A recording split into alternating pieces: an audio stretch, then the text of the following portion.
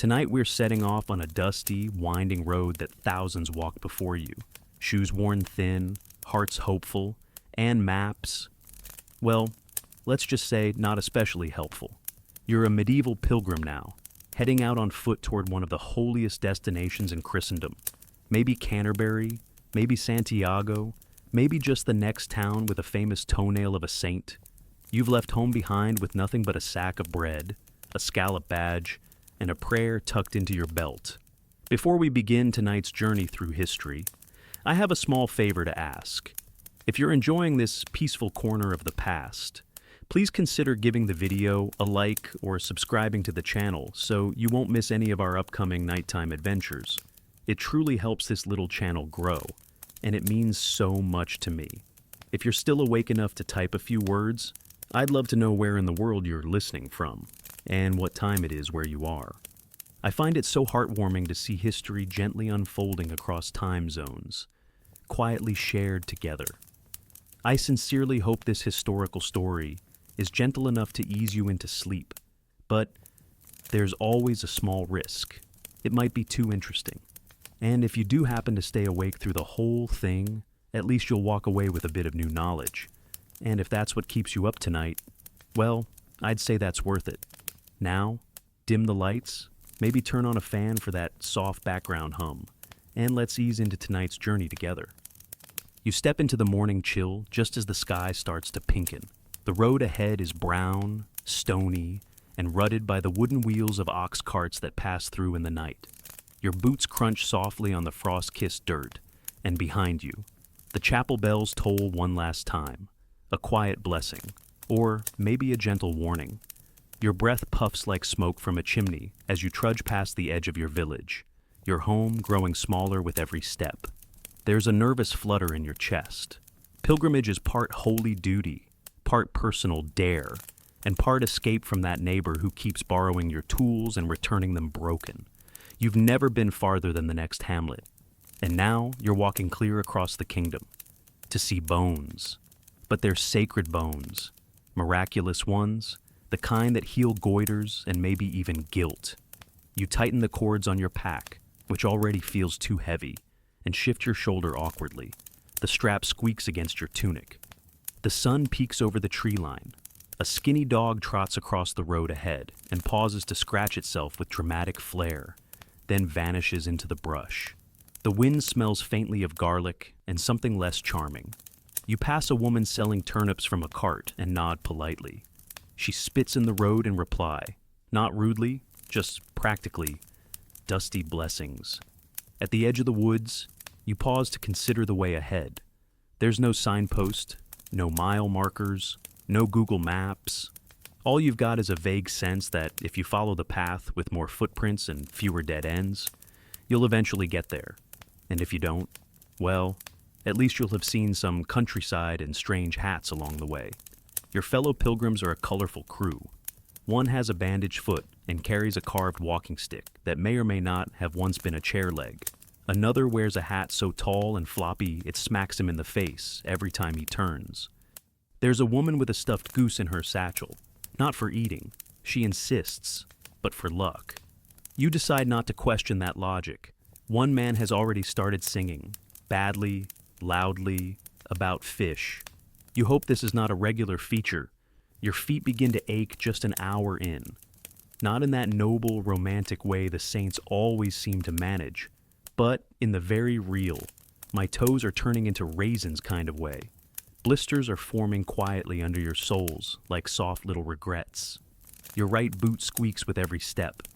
You pretend not to notice, though everyone else definitely does. You pass a crumbling shrine under a leaning oak, its icon worn smooth by the weather and countless hopeful hands.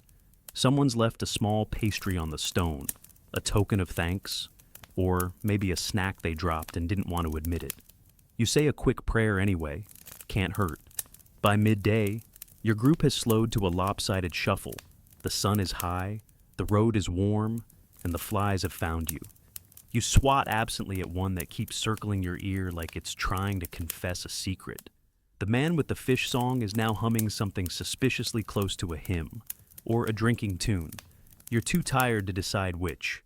A cart passes you going the other way, pulled by a mule that looks mildly insulted to be alive. The driver nods and warns you of a broken bridge up ahead. His teeth are very optional. You thank him and pretend to understand what he meant when he said, "The hill groans like a bishop after vespers." You file that away under curious phrases that might be helpful later. As the sun dips again, the air grows cooler and the birds quieter. Your legs feel like overcooked noodles. One pilgrim suggests setting up camp near an old milestone that may or may not say 22 miles to somewhere. You lay down in the grass beside a lopsided sack of lentils and try to remember why you started this in the first place.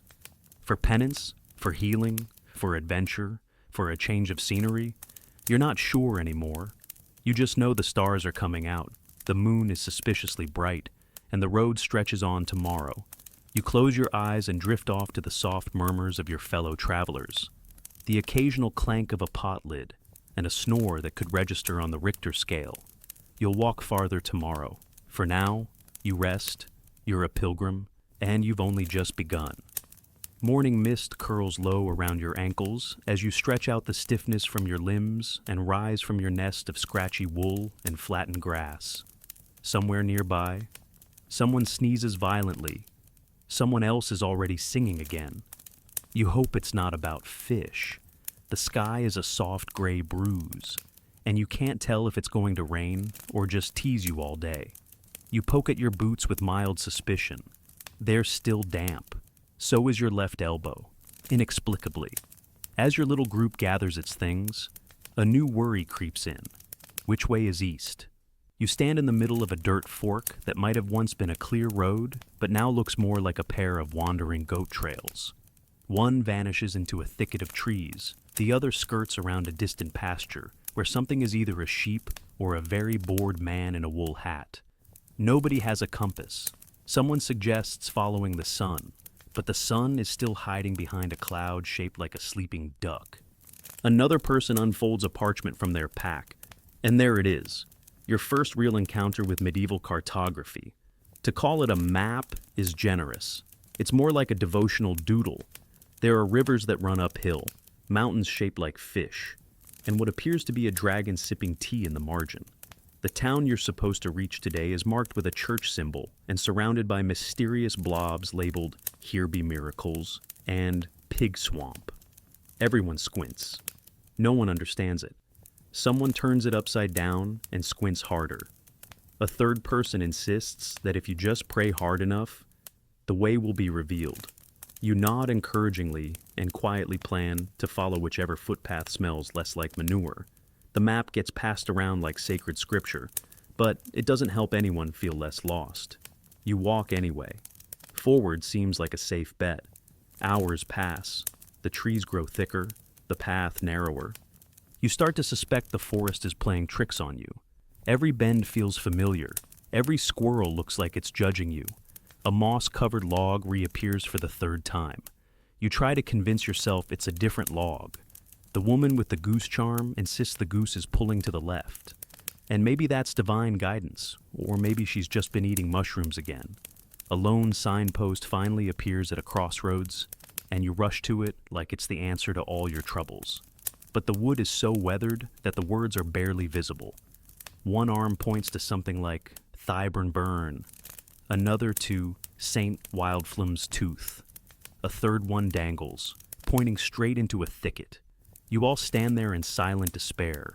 Eventually, a passing plowman appears, wearing the expression of someone deeply uninterested in your troubles. He's got mud on his knees and a cabbage under one arm. Which way to... the shrine? Someone ventures. He eyes you, shrugs, and says, "Keep on past the leaning elm till the road forgets itself, then turn where the wind hums like a widow's breath." There is a long pause. "Right," someone says. "Excellent." You walk on. You do not see an elm. You hear no wind. The road has most certainly forgotten itself. You begin to realize how little the concept of standardized direction existed. To you, north means up, or toward the top of a map. But in the Middle Ages, people didn't orient themselves that way. Directions were emotional, spiritual. You didn't go north. You went toward the relic, or away from the witch's field, or where my uncle once saw a glowing cow. Distances were told in prayer lengths, or in the time it took to wear out a pair of sandals. There's a kind of poetry in it, and a kind of madness.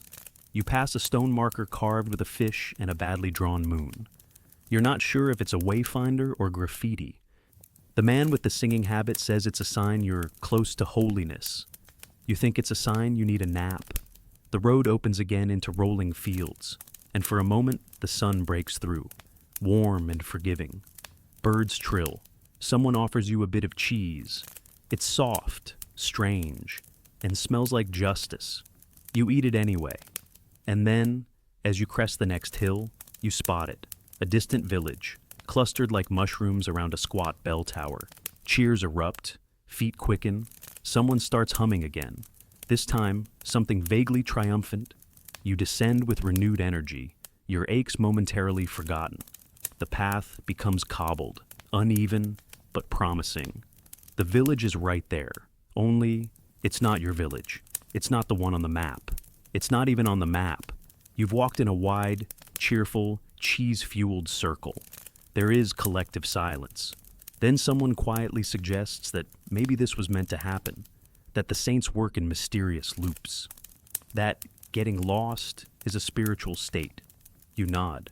That sounds like something a medieval monk would say to avoid admitting he has no idea where you are. You decide to rest a while before retracing your steps, or maybe choosing a new direction entirely. A friendly-looking goat keeps trying to eat your sleeve.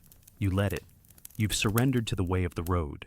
And anyway, as one of the elders of the group says over a bowl of lentil stew from a kind villager, no one ever really arrives where they think they're going. But if you keep moving, eventually the road starts to believe in you. You smile, unsure whether that's wisdom or fatigue talking. But you like how it sounds. The moon will rise soon, and with it, the old fears. But for now, in the lull between waypoints, you let your body soften into the moment. You're still lost. But it's a lovely place to be lost in. You wake to the smell of onions, not the soft, caramelized kind that drift in from a warm kitchen window. No, this is the sharp, raw, nose-puckering kind that clings to fingers and hangs in the morning air like a warning somewhere nearby. Someone's been gnawing on one for breakfast, or bathing with one, or both. You can't be sure. You roll over and immediately regret it as your spine reminds you it slept on a root. Again. The road is calling. But it's not singing. It's stewing. You begin the day with your feet already tired, your belt a little tighter from the lentil stew last night, and your sense of direction still as wobbly as ever. The village behind you fades into morning mist. You cross a narrow bridge that creaks under your weight and smells distinctly of wet sheep. Your boots squelch in mud, and the air carries the curious blend of fresh dew, animal musk, and distant firewood smoke. Every step is its own whiff of medieval reality. As you trudge forward, the scent of wood smoke gives way to the tang of tanned leather. A pair of cobblers have set up shop under a grove of chestnut trees, hammering away at sandals and straps while trading jokes too crude to repeat. One offers to resole your left boot for a few coins and a blessing from Saint Bartholomew. You're not sure he has the license to issue such things, but you nod anyway. Soon the trees thin, and the road hugs a ditch filled with murky water and what might have once been a goat. You breathe through your mouth, but that just adds flavor. There's something oddly comforting about the sheer variety of smells here. A chaotic bouquet of honest living. Hay and sweat, ale and garlic, dung and dandelions. You pass a small farm where a woman is throwing peels into a pigsty. The pigs are overjoyed. They squeal with gusto and dance in place like oddly shaped toddlers. The wind shifts, and suddenly you are enveloped in a cloud of pig enthusiasm. You gag, just a little, but you keep walking. You're a pilgrim. You've faced worse. You take a detour down a side path where a traveling merchant has set up an impromptu stall. He's selling dried fish, brittle herbs, a comb with only 3 teeth left. and something he claims is scented oil for divine favor. You unstopper the vial and recoil. It smells like if hope had a hangover.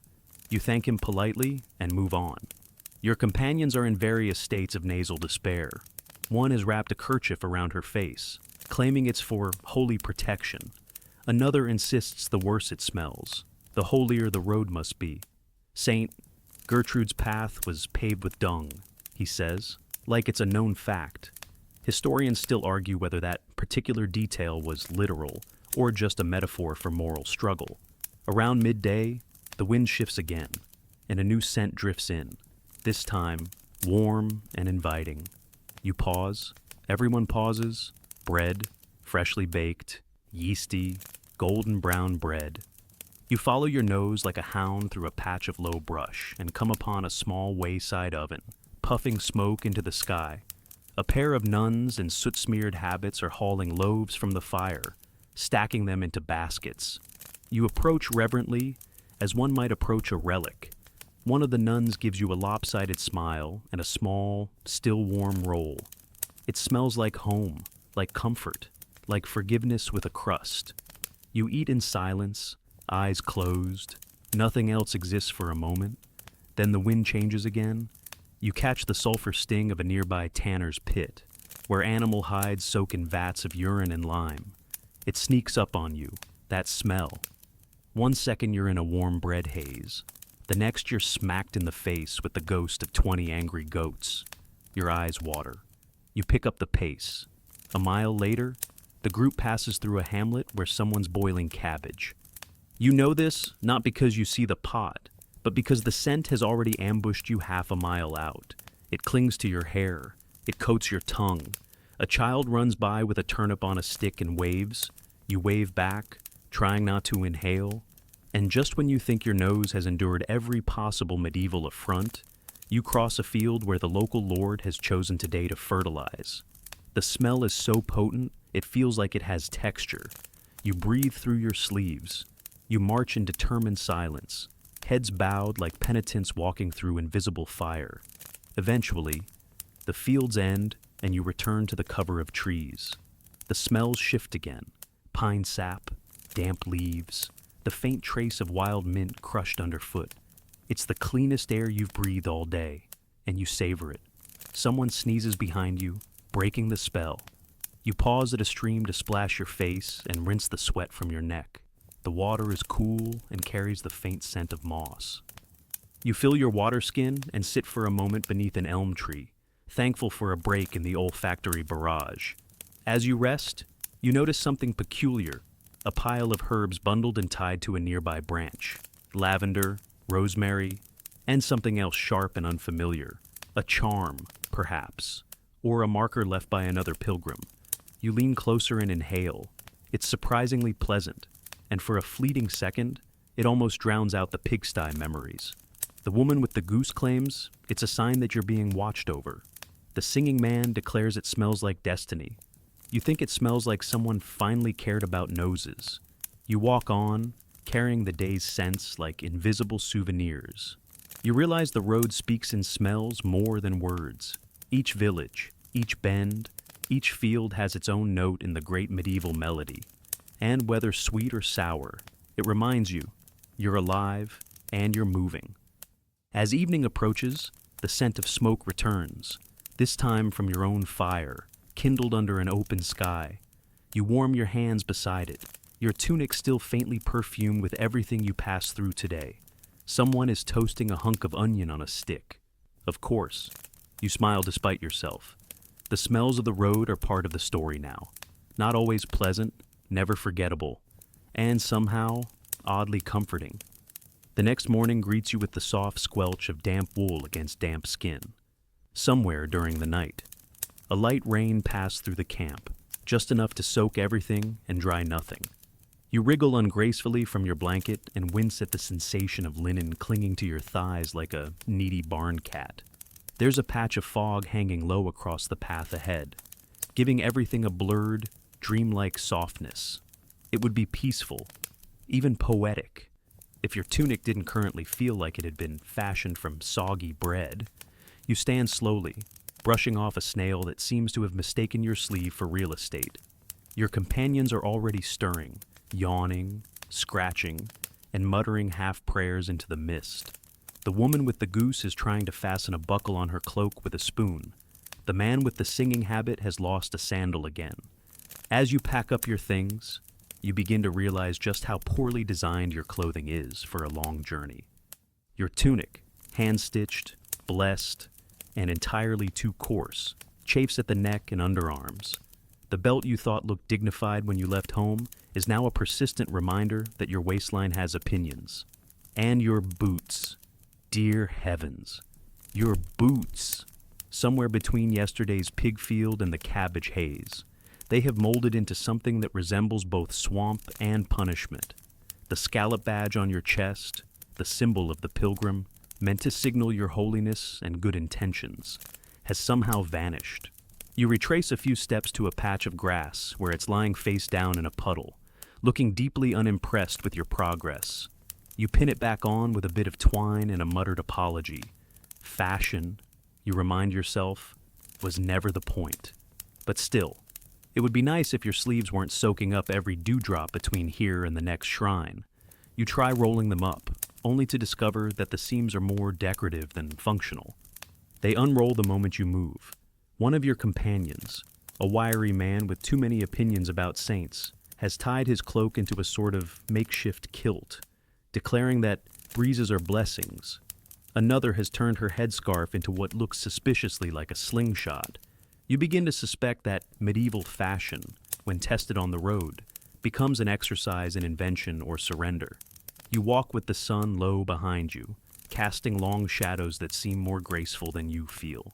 The path is rocky, and the hem of your tunic keeps catching on brambles. Each tug feels like the forest itself is trying to disrobe you in protest. You wonder if pilgrims in paintings ever had to deal with this. They always look so serene, halos glowing, clothes spotless, expressions calm. You, on the other hand, currently resemble a disgruntled laundry line. As the day warms, the layers become unbearable. Cloaks are shed, tunics are hitched up. The man with too much energy ties his into a short robe and struts like a monk-turned messenger. The rest of you try not to look. You pass a small stream, and several pilgrims immediately gather to rinse out their garments. Shirts are wrung, socks are slapped against stones, and underthings are flung across bushes to dry in the sun. For a brief, fluttering moment, the hedgerow looks like a procession of linen ghosts. A child passing by with her grandmother points at the floating socks and giggles. And then, the inevitable happens. Someone steps into the stream too boldly and lands flat on their back with a spectacular splash. Cheers erupt, laughter follows. Even you can't help but smile. The fallen pilgrim sits up, dripping and grinning, arms raised in triumph. The goose honks approvingly. Once everyone's dignity is reassembled, you continue on. Clothes now, at least partially dry and entirely wrinkled in new, unexpected directions. Around midday, you approach a market town, not your destination, but a welcome detour. You're immediately surrounded by the cacophony of traders, animals, and smells, both familiar and foreign. A cloth merchant calls out, waving a bolt of fabric dyed the color of old beets. Another offers pilgrim-ready tunics, guaranteed to resist sweat and sin. You doubt both claims. You pause at a stall selling sandals made of bark and envy their breathability. Your own boots, by now, feel like brined leather traps. The vendor eyes your feet and offers a sympathetic grunt. First journey, he asks. You nod. He taps the scallop badge on your chest and says, "That one's upside down." You blink, look down, and sure enough, your badge is frowning at the ground. Of course it is. A young woman nearby is selling woven belts with patterns of tiny pilgrims stitched along the length. You can't resist. It's absurdly garish, but also cheerful. You trade a few coins and strap it on immediately. It rides too high on your waist, and the design makes it look like a row of ants are marching toward your stomach. But somehow, it brings a flicker of joy. By afternoon, you've rejoined the road with a fresh resolve, and a slightly ridiculous belt. Your tunic is finally drying in the heat, and your boots have softened just enough to be tolerable. You pass a mirror-like puddle and catch your reflection. Sunburnt, wrinkled, somewhat bent, but unmistakably a pilgrim. Later, while stopping to rest under an elm tree, someone pulls out a scrap of parchment. On it is a rough sketch of a saint, barefoot and glowing, walking the path with nothing but a staff and a smile. No mention of blisters, you mutter, but even so, you know the truth. No one looks holy mid-journey. The pilgrim you become is not the one who sets out, neatly pressed, well-fed, badge upright, but the one who limps, who laughs, who endures rain and ridicule with equal grace. As dusk approaches, the temperature drops again. You pull your cloak close, grateful for its scratchy warmth, and nestle into the earth for another night. A moth lands on your sleeve and stays. For once, your clothes aren't rejecting you. They're becoming a part of you, thread by dusty thread. Tomorrow, you'll walk again. And tomorrow, your left boot will probably start squeaking. But tonight, you rest, a little wiser, a little dirtier, and unmistakably on your way. The night begins quietly enough. You've walked far, eaten little, and your limbs have begun to hum with the sort of dull, background ache that only comes from hours of steady movement. The grass beneath you is mercifully dry this time, and your cloak, though still carrying the faint aroma of sheep, has warmed to your body. A breeze rustles the canopy above like a gentle shushing. Then comes the sound, a snore, loud, guttural, and entirely without shame, tears through the stillness like a saw through wet wood. You crack open one eye.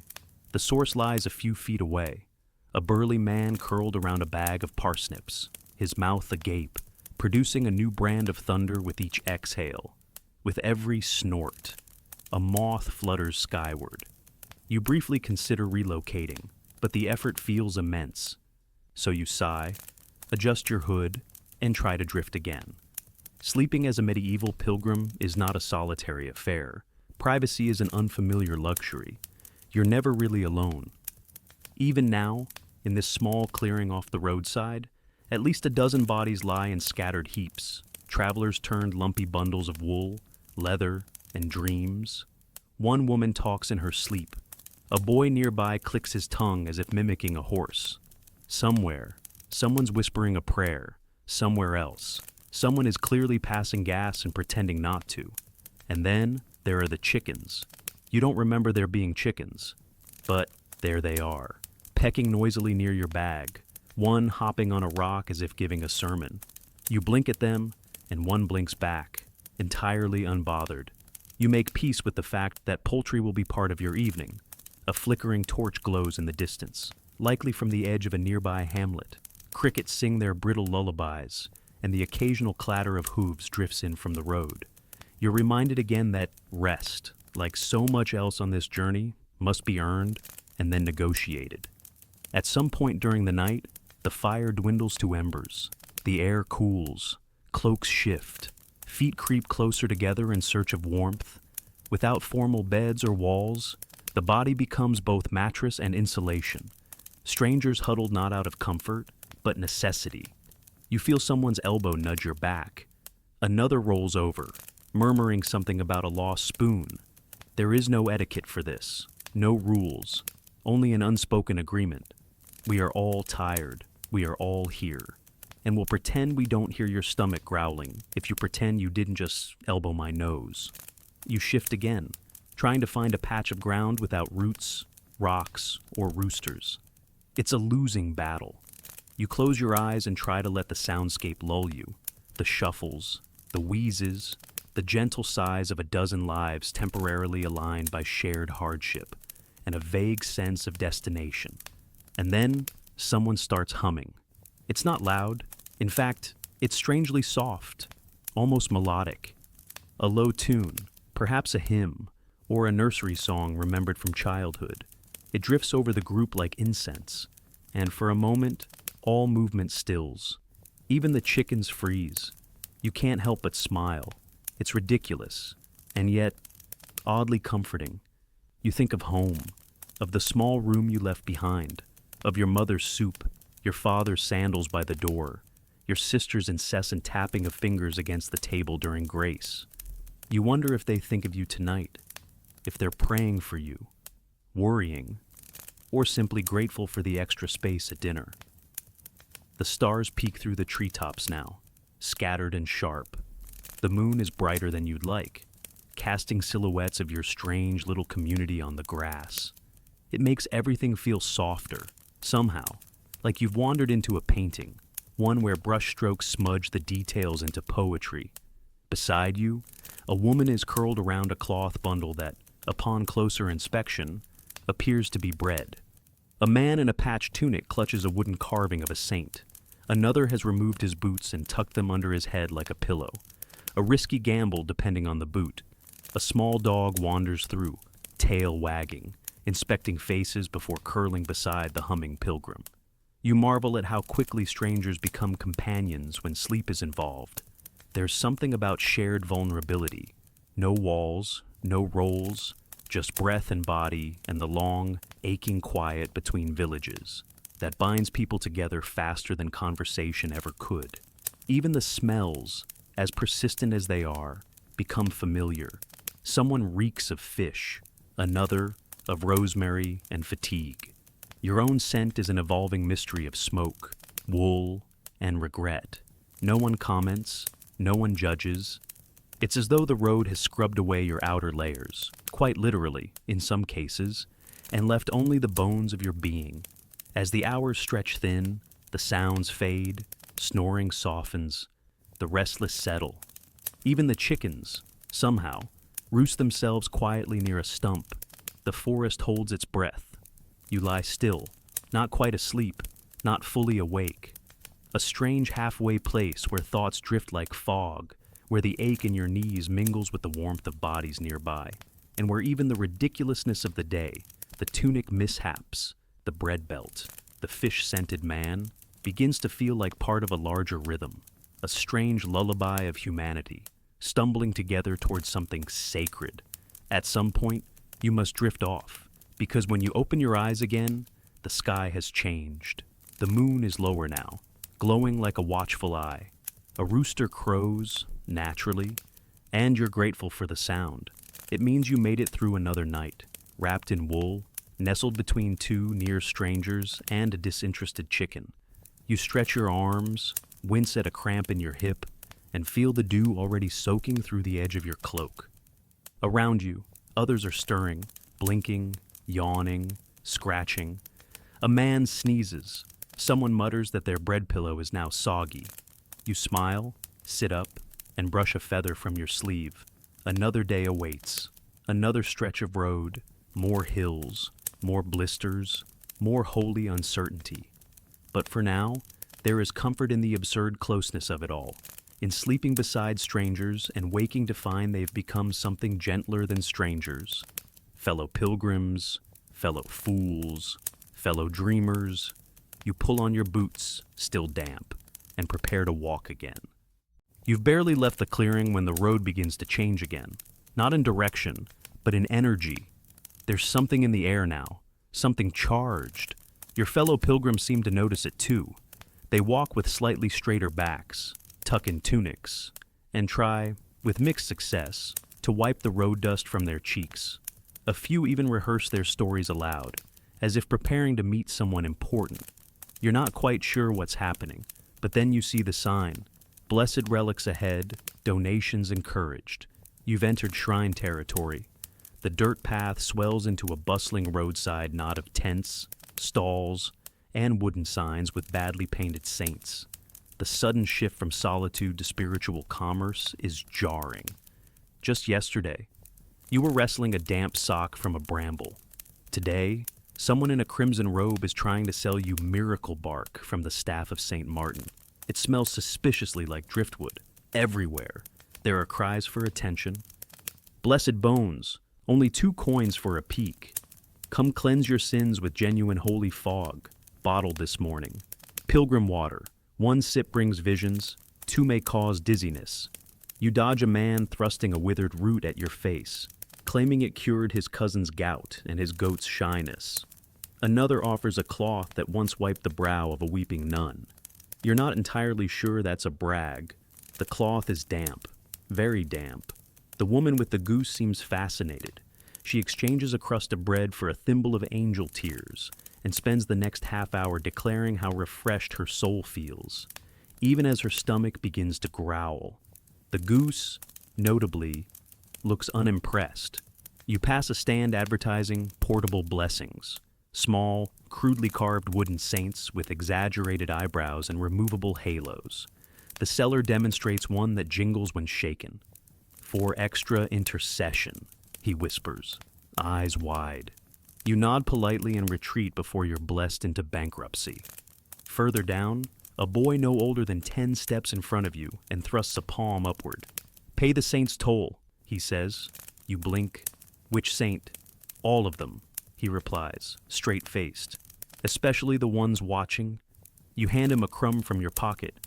He examines it solemnly, then scampers off. The crowd thickens around a raised platform where an older man in flowing robes gestures to a wooden box glowing faintly in the morning light. Behold, the toe of Saint Ethelburga, he declares. You squint.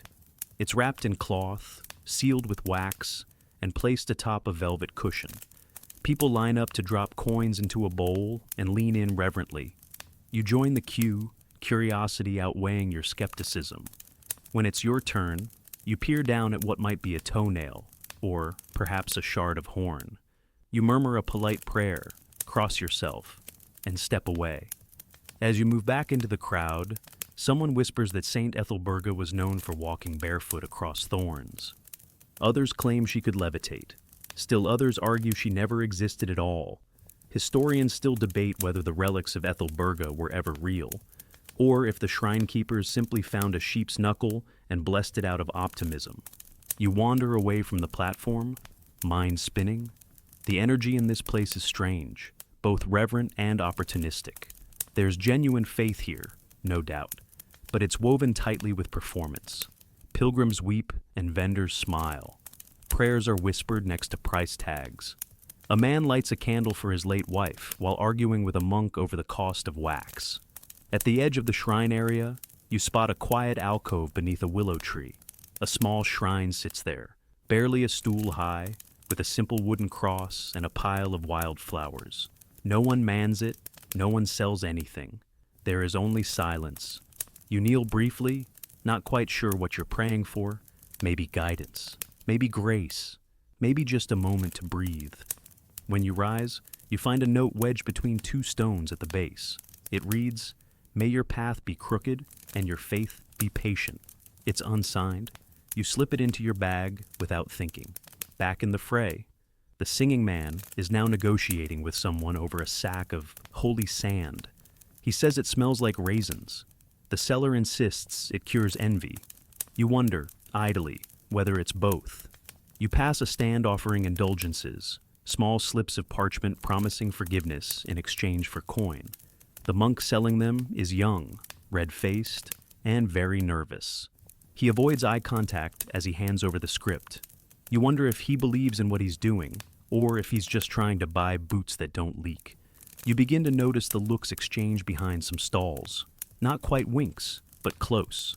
There's a kind of rhythm to it all. Pilgrims handing over coins, relics glowing just right in the sunlight, testimonies shouted at just the right pitch. It's like theater, performed in the name of salvation. You don't feel cheated, not exactly, but you do feel watched. As the sun starts to dip, casting long golden rays across the shrine square, the crowds begin to thin. Pilgrims gather their things. Vendors pack away their wares. One man mutters something about recharging the relics. You pretend not to hear. You sit at the edge of a fountain carved in the shape of a lamb. The water trickles gently, and for a moment, the din recedes. You reach into your pack and pull out the bread you'd saved. It's gone slightly hard, but still edible. You chew slowly, watching a moth land on the fountain's edge, its wings catching the last light of day. Behind you, a man with ink-stained fingers sketches the scene. Shrines, pilgrims, sellers, all blending into a soft swirl. He doesn't speak, just draws. Eyes narrowed, lips pursed. You wonder how he'll capture the smell of incense mixed with fried onions, or the way your scallop badge caught the sun at just the right moment to feel meaningful. Eventually, the sketcher rises, tips his cap, and walks on. You do too. The shrine fades behind you like a dream, part devotion, part spectacle, part traveling miracle. You leave with nothing new in your pack but a note and a few lingering scents. And maybe, just maybe, something like faith.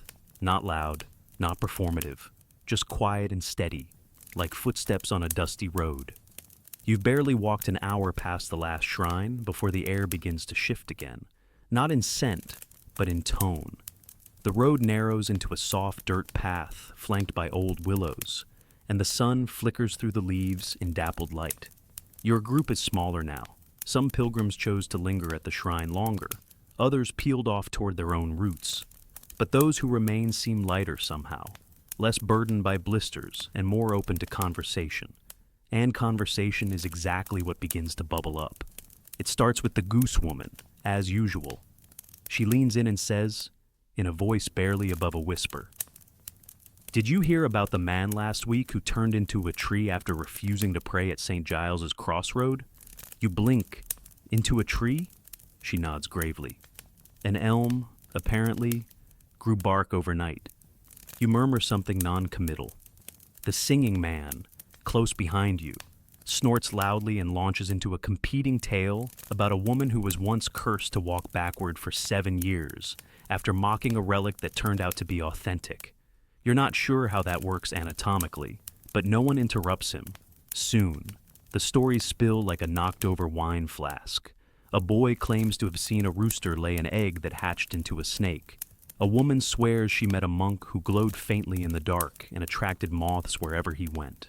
Another insists she passed a pilgrim once who didn't leave footprints, and the entire group fell silent whenever she walked. You listen, amused, skeptical, and strangely comforted. The road, it seems, is more than just a path for feet. It's a place where stories breed, weird, wild, and wonderfully unverified. There's something timeless about it. These stories, shared in low tones under open sky, are as much part of the journey as the stones under your boots. In fact, they help pass the miles better than any saint's relic or goose-guided shortcut. One older man, hunched with age and cloaked in silence until now, speaks up without turning his head. "My uncle once met a man who could smell lies, said they stank like old cabbage." The group chuckles, but you glance at him. His face gives nothing away. Then someone brings up the moon. You're not sure how it starts, maybe a glance skyward, or the quiet hush that descends as you pass a crumbling roadside chapel. But suddenly the conversation veers from gossip to the celestial. "The moon's been watching us," says a woman with silver rings tied to her sleeves. "Ever since we left the last hilltop, I've felt it behind my ear." Someone else nods. "They say if you stare at it too long while on pilgrimage, it starts whispering secrets into your dreams." A third voice, tired but serious, adds, "That's why we got lost last night. The moon twisted the paths. Doesn't like us walking when it's full." There's a pause. Then a shrug from the boy who'd talked about the snake egg. Or maybe we just missed the fork. But the idea lingers. The moon, round and pale and far too clever for comfort, now seems to hover more deliberately in the sky. It watches, or at least, it's fun to pretend it does. You recall, vaguely, tales of lunacy, how those who traveled under its full gaze were thought to be more prone to accidents, to madness, to confession. Historians still argue whether medieval pilgrims truly believed the moon had agency, or if they just needed something to blame when things went sideways. Still, the timing is hard to ignore. 2 nights ago, you wandered into that thicket that circled back on itself 3 times. Last night, the stars disappeared completely behind low cloud. And tonight, the moon is rising again, and the path ahead looks just a little too clean, too smooth, as if swept by unseen hands. Someone clutches their scallop badge. Another mutters a prayer. The stories are just stories. You remind yourself. But you tighten your cloak all the same. By early evening, you come upon a wide clearing, perfect for resting. Someone lights a fire, someone else boils something that smells like celery and socks. You sit in a circle, cloaks drawn close, and the storytelling continues. It softens in tone now, less strange, more reflective. Tales of home, of missed family, of why each person started this walk in the first place. A man tells of his brother, who died last winter and whose favorite song was sung by the wind.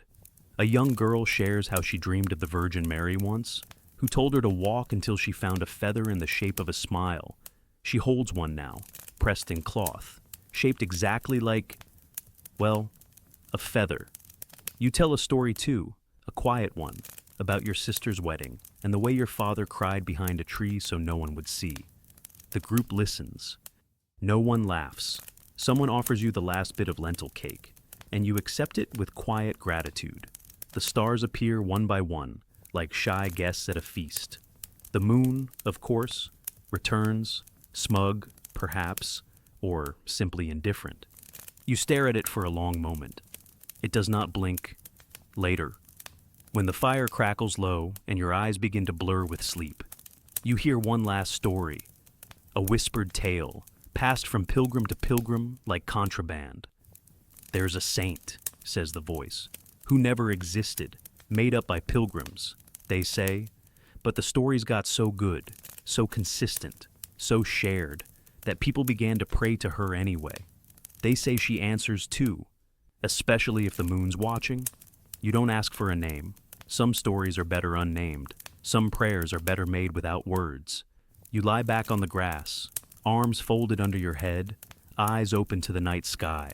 Around you, snores begin, a giggle here, a murmur there. The fire hisses softly, and the stars lean closer. You feel the road in your bones now, not just the distance, but the rhythm, the soft exchange of tales, of fears, of ridiculous encounters with chatty monks and glowing sheep. These stories, however wild, bind you to the others. You may forget their faces, their names, their goose-related rituals, but the stories will stay. And in some far-off winter, when you smell garlic and wet wool on the wind, you'll remember the moon. You'll remember the man who glowed. You'll remember how laughter and faith shared the same seat at the fire. You close your eyes and let the stories settle. Tomorrow will be strange again, but tonight you are safe in the company of fools and saints alike. The next morning greets you with an eerie silence, not the peaceful kind, like bird song before dawn or the hush before a prayer. This silence feels thick, heavy. It wraps around your group like a damp wool blanket pulled too tightly.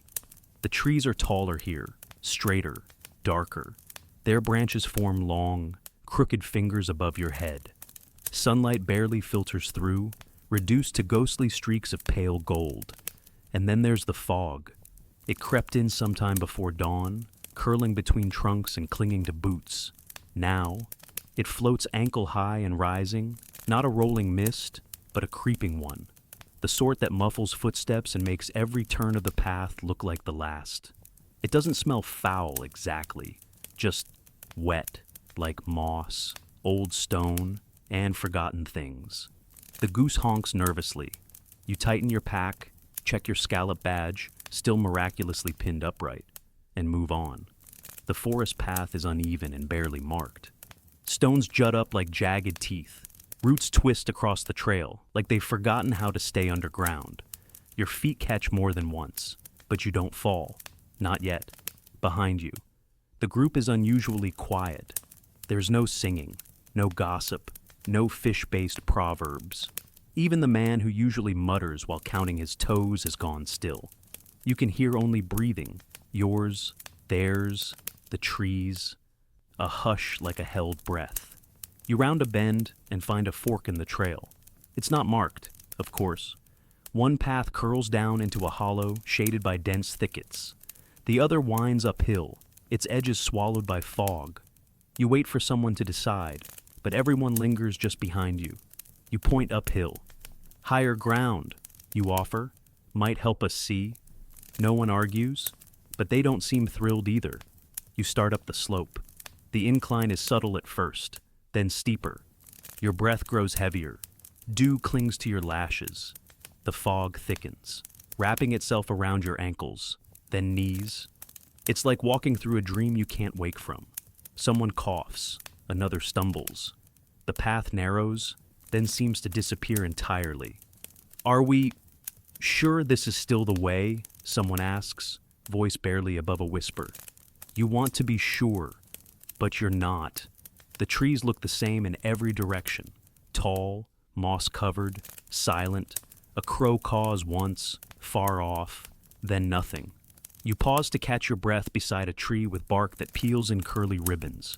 There are carvings on the trunk, symbols, maybe letters, weathered beyond recognition. You reach out to trace one with your finger, but the bark flakes away at your touch. Behind you, the others shuffle in place. The goose pecks at a root. The fog presses closer. You suggest going a little farther. Maybe the mist will thin. Maybe the path will reappear. Maybe there's a clearing ahead. Your words sound reasonable, hopeful even. No one questions them. But you notice the way they all start walking just a little closer now, shoulders brushing, hands sometimes touching by accident. You reach what might be a crossroads, or just a wide patch where the forest swallowed the trail entirely. The ground flattens. Everything looks the same. The fog is now at waist height. You can't see your feet. Someone calls out, "Does anyone know a prayer for not getting eaten by trees?" It's meant as a joke, a bad one, but no one laughs. You all stand there for a while, listening, waiting, hoping the trees might shift, that the fog might part, that a miracle might choose now to announce itself with bells and breadcrumbs. But there's nothing. Then someone points to the left. "I think I see a marker." You turn, squint. Through the mist, barely visible, is a lump of stone, too angular to be natural. You move toward it, carefully. Each step feels like a risk. The fog swirls but doesn't part. When you reach it, you find a stump. Not a marker. Not a shrine, just a broken stump with moss growing on one side and nothing to say for itself. You sigh, loudly. That's when you notice the footprints. They're faint, but visible in the mud, human, heading away from the stump, curving sharply downhill. You call the others over. There's a brief council, short, cautious, quiet. The consensus is simple. Follow the prints. Better than wandering blind, better than standing still, so you do. The prints lead downhill again, the path barely there. You follow single file now. No one speaks. The forest is still too thick, too silent. A few birds call, but distantly. The fog begins to lift, barely, until you can see your knees again, then your feet, then the edges of the path. Just when you start to believe you're escaping, the path splits again, this time into three, and the footprints vanish. You stop walking, no one speaks. Then the goose, tired of everyone's indecision, chooses the middle path and waddles forward. You all stare at it. Someone shrugs. The goose knows. You're too tired to argue, so you follow. The path narrows, dips, curves. The fog lifts more. You spot sunlight filtering in from the canopy above. And then, quite suddenly, the forest breaks. The trees part like curtains. You step out into a meadow, sloping, golden, dotted with wildflowers and ringed with old stone walls. The silence breaks, birds chirp, wind stirs the grass. Somewhere, far off, you hear the clink of a bell. The group breathes as one, relief, maybe, or just the return of sound. You drop your pack beside a flat stone and sit, legs trembling. The others do the same. Someone pulls out a hunk of cheese, another, a crust of bread. There's no fire, no shrine, no explanation, but the fog is gone. And for now, that's enough. You lie back in the grass, arms outstretched. The sky above is a pale, endless blue, as if nothing ever happened. The forest behind you rustles, just once. You think about the way the mist distorted everything, how the trail you trusted vanished, how even your own thoughts had started to blur. And yet, somehow, you didn't panic, you didn't turn back, you moved forward, even if blindly. And maybe that's the pilgrimage, not just the walking, but the wandering, the losing, the trusting that, eventually, one wrong turn might lead you exactly where you need to be. That night, you sleep beneath open sky. There's no forest canopy to trap the fog, no root pressing into your back, no stranger snoring beside you with questionable breath, and even more questionable boundaries. Just the cool hush of night, a sky freckled with stars, and the long, slow breath of the grass as it sways in rhythm with your thoughts. But, above all, the moon. It rises quietly, like a polite intruder, pale and round and bright enough to trace the outline of your nose when you glance toward the heavens. It doesn't blink, it doesn't hum, it simply watches, perfectly still. You pull your cloak tighter and try not to take it personally. Around you, others have already started muttering. "I told you," says the silver-ringed woman, adjusting the strings of her sleeves. "It's her. She's why we got turned around." "Who?" you ask, mostly for conversation. She gestures upward with 2 fingers, knotted and ink-stained. "The moon. Look at her. You think that light's gentle? It's trickery, reflection. She's not glowing, she's stealing. Borrowed brightness always means trouble." You glance at the moon again. "It hasn't changed." Another voice chimes in. "Last time I walked this road, we missed an entire village because the moon rose crooked. Thought we were heading west. Turned out we circled back east for 2 days." Someone groans. "And did you blame the moon for your lost chicken too?" "It vanished on a full moon," the man protests. "Feathers and all." The woman with the goose strokes its head protectively and wraps it tighter in her cloak. You sit up a little and study the group. It's not just superstition. There's genuine unease in their faces, eyes that flick upward and don't linger, fingers that tighten around charms, boots shifting restlessly in the grass. The moon, in all her quiet majesty, has become the scapegoat for everything lost, twisted, or unexplainably odd. You've walked through forests, eaten soup made from things that may not legally be called vegetables, slept beside talkers, snorers, and, once, a man who yodeled in his dreams. But never have you seen this many pilgrims united in fear, not of wolves, not of bandits, not even of blisters, but of the moon. There's something strange about it. You try to brush it off.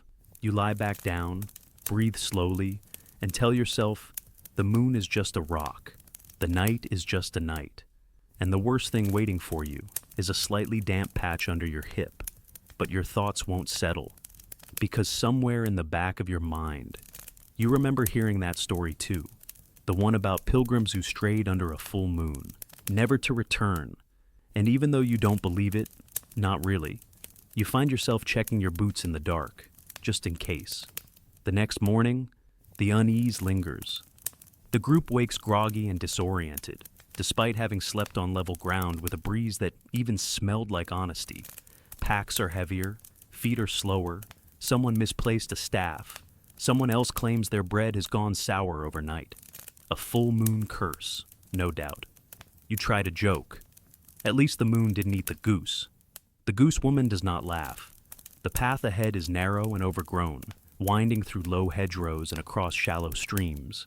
And somehow, despite the clear sky, despite the lack of fog, you still manage to get turned around. First, it's the fork you don't remember taking. Then, the farmhouse that looks suspiciously like one you passed 2 days ago. A painted door, a crooked tree. Deja vu curls through the group like smoke. Someone mutters, "She's doing it again." You don't ask who. You know by now. A man stops walking altogether and jabs a finger at the sky, though the moon has already slipped into daytime hiding. She rearranges things. Roads, fences, even sheep. They don't bleat the same when she's full. You wonder how many sheep he's interviewed. Still, you can't deny the sensation, that creeping, uncanny feeling that something just doesn't add up. The trail feels stretched. The turns feel wrong. A distant bell rings, then rings again. Closer, then not at all. Historians still argue whether medieval people truly believed the moon had control over the land, whether it bent paths, warped judgment, or whispered nonsense into the ears of good Christians. But belief and logic rarely sleep in the same bed. And right now, on this road, you're leaning heavily into the camp of those who believe. The sun climbs higher. You break for lunch beside a stone wall you're half convinced you've leaned on before. Bread is passed around, a little dry, cheese, a little harder than you'd like. The man who sings doesn't sing. Even the goose is quiet, beak resting on the woman's lap as if in mourning. You stare at the sky, where the moon no longer is, and feel vaguely betrayed. Someone suggests walking only during daylight from now on. Another says to turn their scallop badges upside down until the moon apologizes. A third declares they'll carry garlic next time, which was originally intended to repel wolves, but apparently works on celestial bodies too. You bite into your bread and say nothing. When the group resumes, the pace is slower, steps more careful, conversations quieter. You notice people checking behind themselves more often, like they expect the path to slink away while no one's looking. By dusk, you reach a crossroads marked with a small shrine, a saint in faded stone, holding a book and a lamb. No inscription, no offerings, just quiet. The group gathers in a loose circle around it. Someone lights a candle, another leaves a coin. You kneel briefly, not out of ritual, but out of respect for something you can't name. As night falls, the moon rises again, slightly less full, but still full enough. You camp beside a gnarled oak. No one says much. You listen to the wind in the grass, to the hush of evening settling like a blanket, and to the almost comical sighs from every direction as pilgrims try to find positions that won't leave them limping.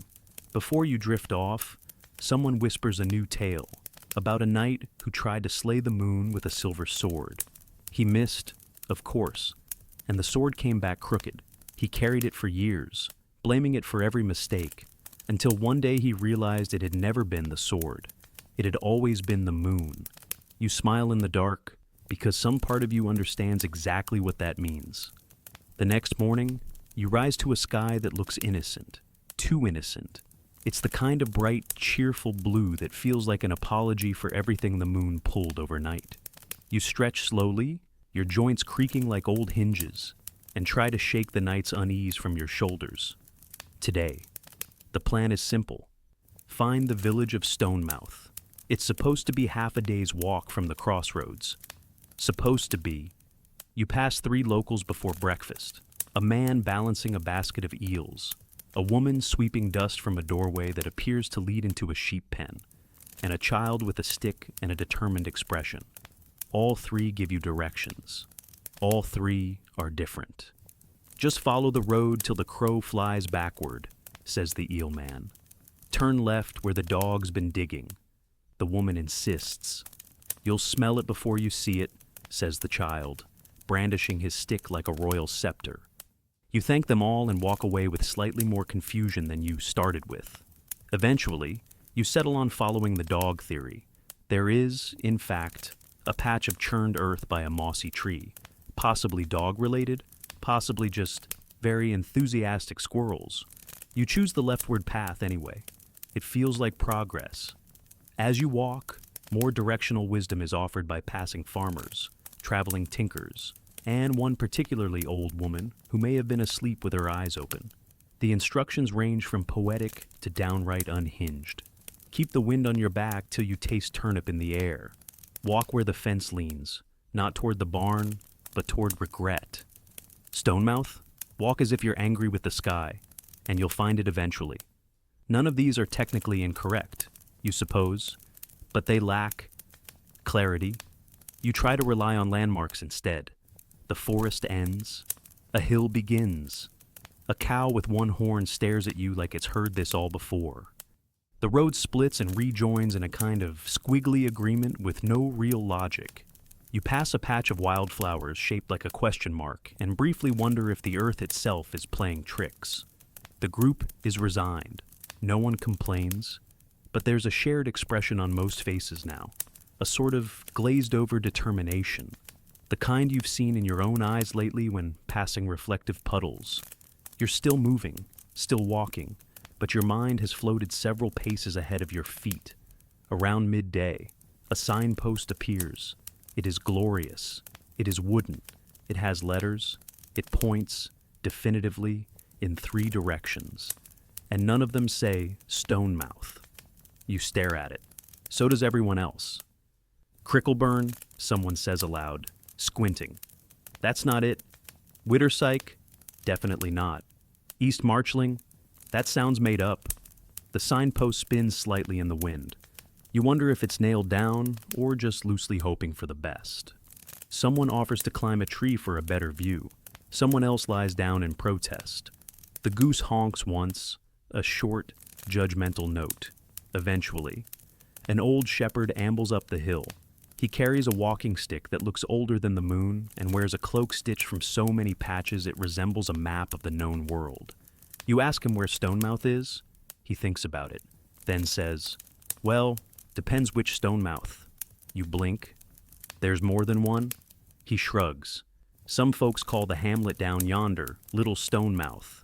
Then there's Old Stonemouth past the marsh, and Big Stonemouth up the ridge. But the only big thing there is a rock shaped like a nose." You wait. "Best ask the rock," he adds, then keeps walking. You try to decide whether you feel enlightened or cursed. Still, you pick a direction toward the marsh. It sounds least promising, which usually means it's correct, or at least less crowded. As the road turns mucky and your boots begin to complain, you pass another traveler coming the opposite way. She's wrapped in bells, tiny ones, stitched into her cloak, jingling with every step. You ask her if she's just been to Stonemouth. She pauses. "Which one?" You sigh. She laughs and points behind her. "That way is a place with a well and 3 houses. Call themselves Stonemouth, but no one agrees why." She continues down the path, the bells fading into the trees. Eventually, you find the village. Or a village. A crooked sign greets you. Stonemouth. The U scratched in hastily, like someone changed their mind halfway through carving it. It's not much, a chapel, 2 goats, and a man selling onions who also appears to be the priest. You ask if this is the famous Stonemouth known for its shrine. He raises an eyebrow. "We've got a stone," he says, "mouth-like, if you squint." You follow him to the back of the chapel where, to his credit, there is indeed a rock that vaguely resembles an open mouth, possibly yawning, possibly screaming. Someone has left a carrot beside it. As an offering, you assume, you nod, sincerely, you kneel, you say a small prayer to no particular saint, because you're here and you've walked, and something about that rock, strange, unremarkable, lopsided, feels real, as if the journey, in all its twists and confusion, still delivered you somewhere worth arriving. Later, while chewing on an onion the priest insisted you take, you think about all the strange directions you've received, the invisible geese, the smell-based landmarks, the backward crows, and somehow, they all worked, eventually, sort of. You're reminded of something someone said the night before, that getting lost is part of being found, that the road doesn't need to make sense, only to move beneath your feet. And so you walk on, a little more amused, a little more trusting, and with just enough absurdity tucked into your pocket to carry you through the next misdirection. You'll ask for help again, you'll get answers, and they won't match, but somehow, you'll still get there. You leave the maybe Stonemouth with a mildly burned tongue and half an onion in your pocket. The road ahead bends west, or what you've now decided must be west, based on the position of the sun, the lean of the trees, and a hunch confirmed by a dog that refused to move until you turned that way. By late afternoon, the ache in your calves turns sharp, and the talk of a tavern begins to echo through the group like a hymn. One pilgrim says they can already smell barley. Another swears they saw a sign nailed to a tree an hour ago, though it might have been a warning about wolves. Either way, you agree it's time for warmth, for rest, for something not made from lentils. Just as the sun dips behind a hedge of distant hills, the road widens, and a structure comes into view. It's crooked and low to the ground, leaning slightly like it's listening to secrets. A sign swings overhead with an image of a barrel and what appears to be either a dancing saint or a very drunk badger. It's called the Quiet Boar. The door creaks open to the smell of wet wood, smoke, and something bubbling in a pot that's either stew or punishment. It doesn't matter. You've made it. Inside, pilgrims fill the benches in various states of collapse. Boots are off, cloaks hang from nails. A woman at the hearth sings softly to a pot. The man behind the counter has one eye, one eyebrow, and two large hands that seem to be in permanent negotiation with the tankards he's filling. You find a seat at a long table, squeezing between a novice monk and a traveler, chewing on something too chewy to be identified. The monk smiles and raises his cup. "You smell like the road," he says. You raise yours. "So do you." A pitcher arrives. It smells faintly of apples, stronger of regret. You drink anyway. It is, in a word, effective. The table comes alive around you, voices rising, laughter following. Someone slams a palm down and insists the king once passed through this very tavern, disguised as a stonemason. Someone else claims the stew once won a medal at a holy cook-off. Neither story seems likely, but no one bothers to fact-check. The monk tells a tale about a town where the river runs backward every full moon. The fish, he says, are always late. The goose woman shares a rumor about a relic found in a cabbage, then lost again when the cabbage was eaten. The singing man, naturally, begins humming. It's the kind of night that belongs in a story, a temporary kingdom made of bread crusts, flickering light, and shared warmth. You lean back and feel the weariness slide down your spine like melting wax. The bench creaks, the hearth pops. Outside, wind taps lightly at the shutters, as if asking to come in. You overhear a conversation behind you, two older pilgrims, whispering over their drinks. "Did you see the woman in the green cloak?" one says. "The one with the cat tattoo? She's not walking for a shrine. She's looking for someone." "Who?" "She won't say, but she carries a map.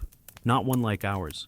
Detailed, inked, expensive, like a noble's chart." You glance around the tavern. Sure enough, in the corner, there's a woman alone, sipping slowly. Her cloak is indeed green. A small, embroidered cat peeks out at her shoulder. You don't stare. You've learned the road is full of people walking toward things they can't name. Someone refills your cup. You raise it to your lips, then stop when you notice the drawing scratched into the table. A tiny figure walking with a crooked staff, a crescent moon above its head. Beneath it, in uneven letters, "We get lost to remember." You smile and take a sip. The monk beside you is now telling a story that seems to involve a saint, a goose, and a misfired arrow. His words blur slightly. Your head feels like it's wrapped in wool. The heat from the hearth seeps into your bones. A girl with braided hair plays a soft tune on a reed flute. It sounds like a lullaby and a warning, all at once. You close your eyes for just a moment. When you open them again, the tavern is dimmer, the fire lower. Someone snores near the hearth. The bar is empty but for the keeper wiping down mugs that seem older than most buildings you've slept in. He glances at you once, then nods toward a bundle of hay in the corner. You drag yourself there, nestling between your pack and the goose, who has decided your blanket is also hers. You don't argue. The warmth of the place lingers like a blessing. Sleep arrives slowly, not all at once, but in pieces. You think about the stories you heard, the ones you told, the ones you might have dreamed. You think about the monk, the cat, the walking moon. And just before sleep claims you fully, you hear one last voice, soft, slurred, sincere. Maybe the truth lives in places like this. It says, where no one cares if it's true. You smile into your cloak, because maybe that's what pilgrim truth is. Not facts, but warmth. Not certainty, but sharing. Not reaching the shrine, but resting somewhere long enough to feel human again. And for tonight, this crooked little inn is enough. Morning at the Quiet Boar arrives with the gentle chaos of boots being found, cloaks being uncrumpled, and at least one person realizing they had, at some point in the night, mistaken a bundle of onions for a pillow. You sit up slowly, head a bit foggy, mouth dry as sanded leather. Someone has taken it upon themselves to hum a hymn much too early and much too enthusiastically. You spot the monk from last night by the hearth, still smiling, still humming. He looks perfectly rested, not a crease in his robes, not a drop of wine on his sleeves. You, meanwhile, are wearing one sock and a mysterious leaf. You don't ask questions. You just rewrap your foot and sip from a mug of something vaguely tea-like that someone passes your way. As the group gathers outside under a sleepy sky, the monk falls in step beside you. "Mind if I walk with you for a bit?" he asks, cheerful as sunrise. You nod. It's polite. It's pious. It's a mistake you'll feel for the next 6 miles. Because Brother Thaddeus, as he introduces himself with a bow so deep he almost drops his satchel, does not stop talking. Not once. Not when the road narrows. Not when the goose bites someone's boot. Not even when he briefly trips over a root. Writes himself, mid-psalm, and continues as if nothing happened.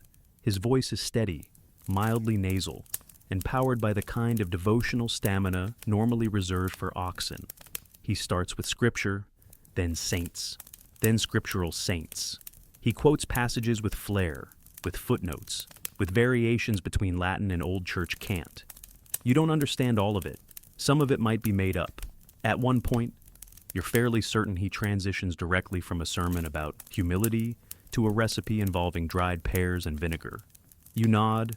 Occasionally, it's easier than trying to keep up. Others in the group drift in and out of his conversational orbit. Some ask sincere questions and regret it immediately. Some toss him vague affirmations just to keep him going in circles. One simply walks faster. But Brother Thaddeus isn't unkind. In fact, he's wonderfully generous. He shares water. He offers dried berries. He adjusts a younger pilgrim's poorly tied sandal strap with the gentleness of a parent mending a child's toy. And then he launches into the history of that sandal's design, from Roman legionnaires to local cobblers in Norwich. You find yourself simultaneously grateful for his presence and mentally rehearsing excuses to fall behind. But he always waits, always keeps pace. After a while, you begin to listen more carefully. Beneath the flood of words, there's something soothing. He's not performing. He's not preaching. He's just overflowing, full of thoughts, stories, prayers, all pouring from him like water from a clay jug. You realize he's been walking longer than anyone else here. Not just this pilgrimage, but dozens. Hundreds of miles, up and down the country, always with that same slow, joyful rhythm. He tells you of a monastery once built too close to a pig farm, where the bells had to be tuned higher to compete with the squealing. Of a hermit who used to walk backwards for penance and eventually got so good at it that people hired him to bless their homes in reverse. Of a saint who refused to speak for 20 years, only to break her silence with the phrase, "more salt." Historians still argue whether she meant that literally or spiritually. Some think it referred to bland soup. Others believe it was a metaphor for needing more zest in one's soul. You're just glad it didn't come from Brother Thaddeus. Around midday, he stops abruptly and turns to you with wide eyes. "Have I been rambling?" he asks, almost sheepishly. You blink. The silence after his question is so profound it rings in your ears. "No," you say reflexively. He smiles. "Good. Sometimes I forget which thoughts are prayers and which are just noise." He pulls a bit of bread from his pack and breaks it in half, offering you the larger piece. You accept. And the two of you sit on a flat stone overlooking a field of grazing sheep. They baa quietly, as if in worship, or irritation. He eats in silence for a while, and so do you. You notice the rhythm of his breath, steady, grounded. You realize you've grown accustomed to his voice, a constant background current, like wind or distant bells. When he finally speaks again, it's softer. "Pilgrimage isn't about reaching," he says. "It's about emptying." You chew slowly. "Emptying what?" He smiles. "Whatever you brought that wasn't meant to be carried." You nod, not because you fully understand, but because it feels like the kind of thing worth nodding to. After lunch, he walks with others for a while. You feel the quiet he leaves behind, not just an absence of sound, but a shift in the air. You hadn't noticed how loud your own mind was until his voice stopped filling the spaces between thoughts. The road continues. Trees arch above you like chapel vaults. Birds hop between branches. The goose has somehow acquired a ribbon around its neck. No one claims responsibility. Later, at a rest stop by a crumbling stone wall, Brother Thaddeus gathers a few travelers for a short prayer. You watch from a distance. Some kneel, others simply close their eyes. His voice is lower now, less performative, more grounded. You catch fragments, for sore feet and softened hearts, for lessons that come in puddles and blisters, for those still lost and those afraid to be found. You don't join, but you listen, and that feels like enough. As the day winds down and the sun dips into gold, you find yourself walking beside him once more. This time, he says nothing, just walks, a comfortable quiet. Eventually, he glances sideways. "You've been very patient," he says with a grin. You shrug. "I had no choice. You talk like a waterfall." He laughs, a real laugh, full and loud and entirely unmonastic. "But sometimes," he says, "the water smooths the stone." You don't say anything in reply, not out loud, but in your chest, something feels just a little lighter. By morning, your left foot has declared open rebellion. You try to ignore it. You try walking gently, then limping, then pretending the pain is spiritual. None of it helps. With every step, the blister announces itself louder, a throbbing reminder that you are, in fact, just a sack of soft flesh inside a badly stitched boot. You stop near a stream while the rest of the group gathers wild berries and mutters about distance, detours, and whether cheese counts as breakfast. Sitting on a sun-warmed rock, you peel off your sock and wince. The blister has reached a state of grandeur. It deserves a name, possibly a title. Sir Throb-a-Lot, Brother Thaddeus, never far, appears at your side like a summoned prayer. "Ah," he says, squinting at your foot, "the blessing of the road." You raise an eyebrow. "It looks more like punishment." "Ah," he says again, as if that confirms it. He rummages through his satchel and pulls out a folded cloth bundle. From it, he produces a small pouch of crushed herbs, a sprig of something that smells like regret, and a small pot labeled, in hopeful handwriting, "Saint's Breath." You give it a sniff, immediately regret it. "Is this safe? Safe," he repeats. "It was blessed 3 times and stirred clockwise under a full moon. Sister Emmeline swore by it." You stare at the ointment. "Did she live long?" "Define long," he says cheerfully, and begins dabbing it onto your foot with the kind of confidence only monks and cats ever seem to possess. It burns, then it tingles, then it cools. Strangely, it helps. Elsewhere, other pilgrims are tending to their own war wounds. One wraps a swollen ankle with what looks like old lace. Another is blowing on a scraped elbow, while a fellow traveler mutters something that might be a prayer or a very dramatic insult toward thorns. The goose woman is treating a sore shoulder with an onion poultice. You don't ask. Medieval medicine, you realize, is an art of bold faith and questionable ingredients. Everyone has a theory, everyone has a remedy, and everyone swears that theirs came from a nun, a knight, or a dream involving bees. Someone claims moss stuffed into your boot draws out the pain. Someone else swears by boiled nettles eaten with vinegar and silence. The singing man says he once met a healer who insisted that standing in cow dung cured fevers. No one volunteers to test that theory. You limp onward. The day is warm. Bees hum lazily through the hedges. A traveler offers you a bit of hard cheese in exchange for a prayer. You give them both, not because you believe in transactional blessings, but because the cheese is too sharp to resist. By mid-morning, the group reaches a modest clearing with an old stone bench and a wooden post carved with images of vines and faces. Some sort of ancient way marker, perhaps. or a half-forgotten shrine. People sit, stretch, remove boots with dramatic groans. The monk kneels beside an elderly pilgrim whose hands are wrapped in cloth. She winces as he unwraps the fabric, revealing cracked skin and swollen joints. Arthritis, someone whispers. Penance, says someone else. Too much bread kneading, says a third. Brother Thaddeus gently presses his fingers to her palm and begins to recite a blessing. But halfway through, he shifts, no longer reciting, but simply talking.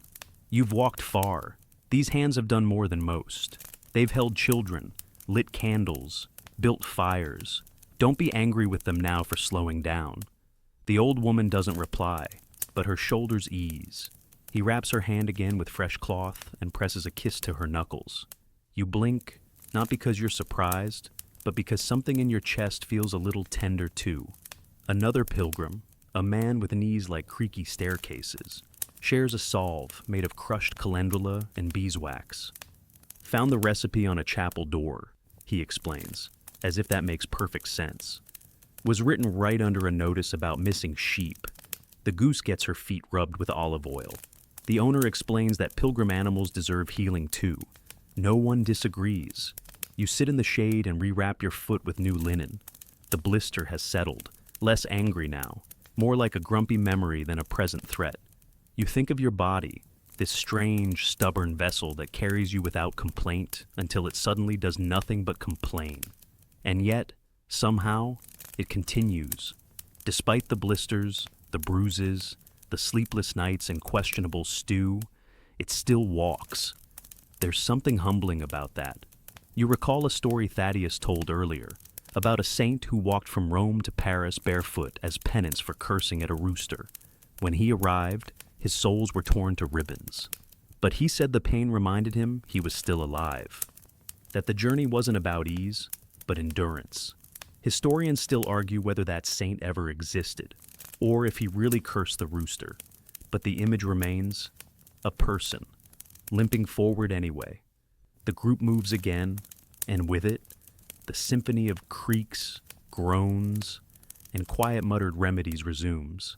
You walk beside a man who smells faintly of vinegar and daisies.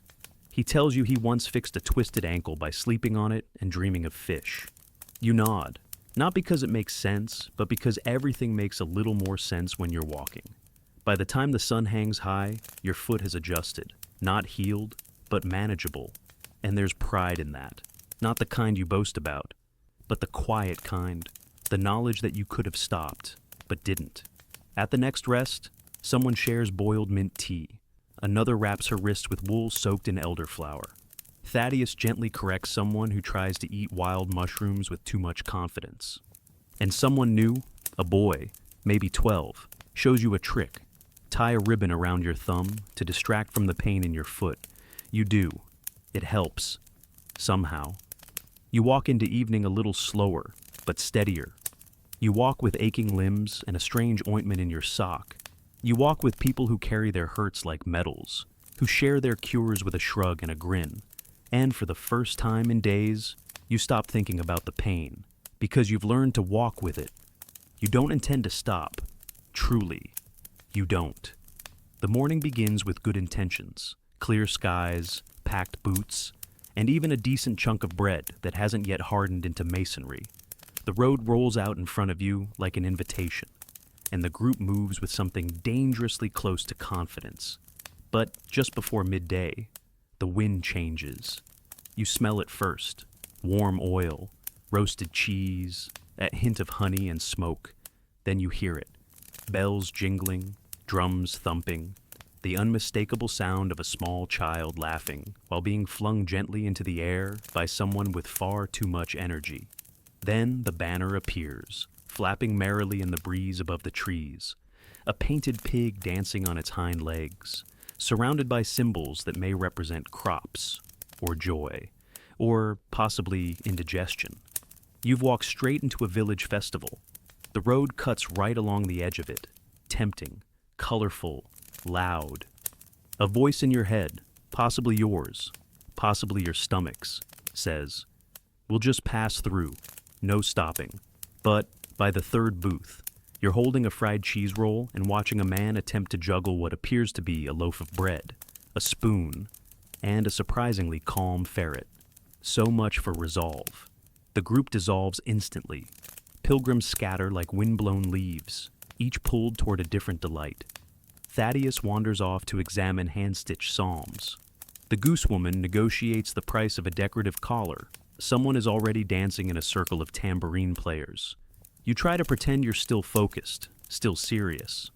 But there's a puppet show starting just ahead, and the narrator is using a voice suspiciously close to your childhood priest's. Curiosity wins.